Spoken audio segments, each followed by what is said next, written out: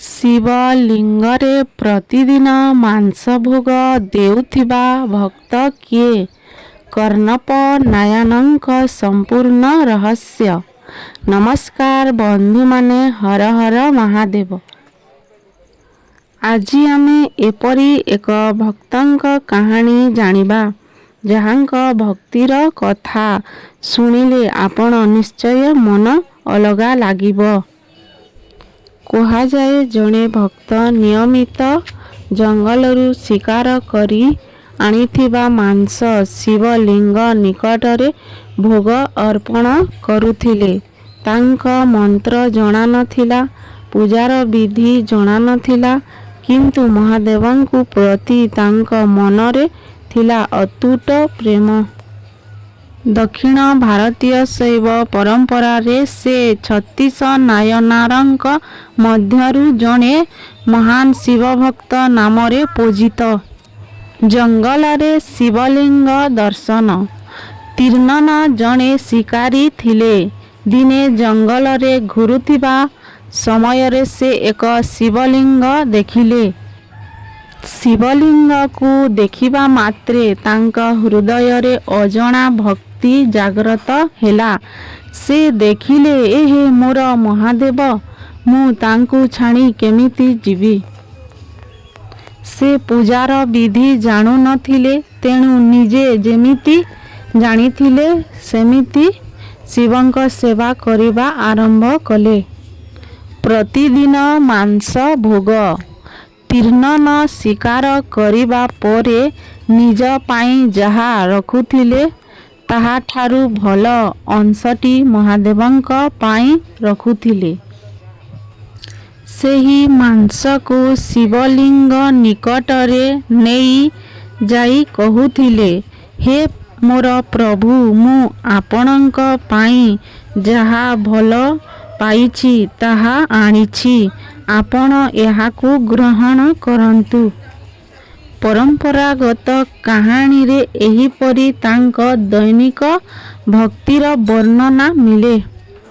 ସେ ଏହା କୌଣସି ଅପମାନ କରିବା ପାଇଁ କରୁନଥିଲେ। ତାଙ୍କ ମନରେ ଥିଲା, ମୁଁ ଯାହା ଖାଉଛି ମୋ ପ୍ରଭୁଙ୍କୁ ମଧ୍ୟ ସେହି ଭଲ ଜିନିଷ ଦେବି। ପୂଜାରୀଙ୍କ ଆଶ୍ଚର୍ଯ୍ୟ। ସେହି ସ୍ଥାନରେ ଜଣେ ପୂଜାରୀ ମଧ୍ୟ ନିୟମ ଅନୁସାରେ ଶିବଙ୍କ ପୂଜା କରୁଥିଲେ। ପୂଜାରୀ ଯେତେବେଳେ ଆସୁଥିଲେ, ଶିବଲିଙ୍ଗ ନିକଟରେ ମାଂସ ଓ ଜଙ୍ଗଲୀ ଫୁଲ ଆଦି ଦେଖୁଥିଲେ, ସେ ଆଶ୍ଚର୍ଯ୍ୟ ହୋଇଯାଉଥିଲେ।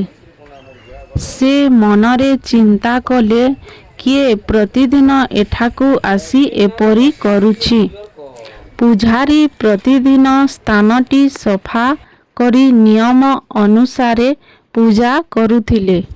କିନ୍ତୁ ତୀର୍ଣ୍ଣନଙ୍କ ଭକ୍ତି ଥମିଲା ନାହିଁ।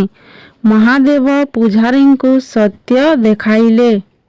କାହାଣୀ ଅନୁସାରେ ମହାଦେବ ପୂଜାରୀଙ୍କୁ ସ୍ୱପ୍ନରେ ଜଣାଇଲେ ଯେ ଏହି ଶିକାରୀକୁ କେବଳ ତାଙ୍କ ବାହ୍ୟ ଆଚରଣ ଦେଖି ବିଚାର କରନ୍ତୁ ନାହିଁ, ତାଙ୍କ ହୃଦୟରେ ଥିବା ଭକ୍ତିକୁ ଦେଖନ୍ତୁ।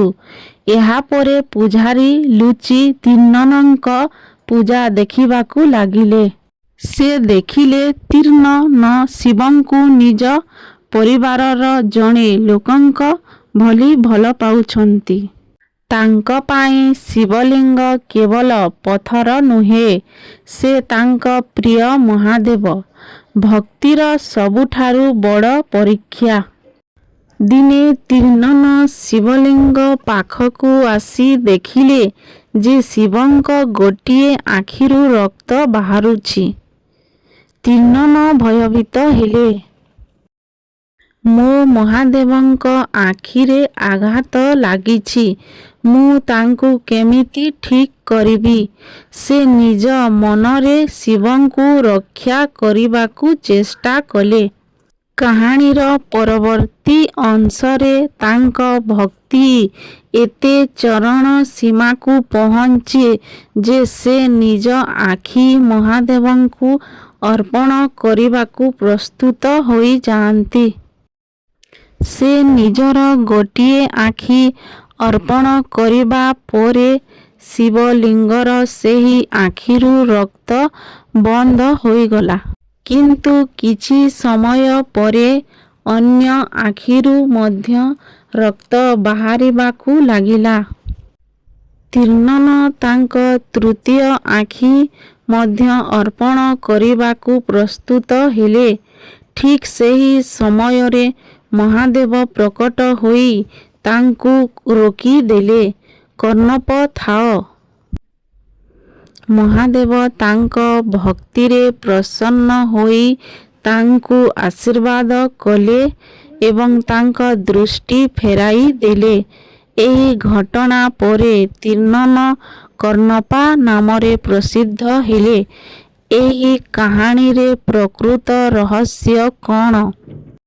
ଏହି କାହାଣୀର ମୁଖ୍ୟ ଶିକ୍ଷା ମାଂସ ଭୋଗ ନୁହେଁ, ବରଂ ନିଷ୍କପଟ ଭକ୍ତି। କର୍ଣ୍ଣପା ପୂଜାର ବିଧି ଜାଣୁନଥିଲେ, କିନ୍ତୁ ତାଙ୍କ ମନରେ ମହାଦେବଙ୍କ ପାଇଁ ଥିଲା ଅପାର ପ୍ରେମ ଓ ସମର୍ପଣ। ତେଣୁ ଏହି କାହାଣୀକୁ ଏଭଳି କୁହାଯାଇପାରେ।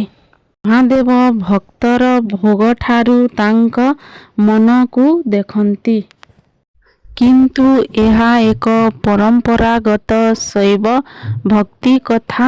ଏହାକୁ ସମସ୍ତ ଭକ୍ତଙ୍କ ପାଇଁ ମାଂସ ଅର୍ପଣ କରିବାର ନିୟମ ବୋଲି କହିବା ଉଚିତ ନୁହେଁ। ଏହି ମହାନ ଭକ୍ତଙ୍କ କାହାଣୀ ଆମକୁ ଗୋଟିଏ ବଡ଼ କଥା ଶିଖାଏ। ଭକ୍ତିର ମୂଲ୍ୟ ବାହାରେ ଦେଖାରେ ନୁହେଁ, ହୃଦୟର ସତ୍ୟତାରେ ରହିଥାଏ। ହର ହର ମହାଦେବ।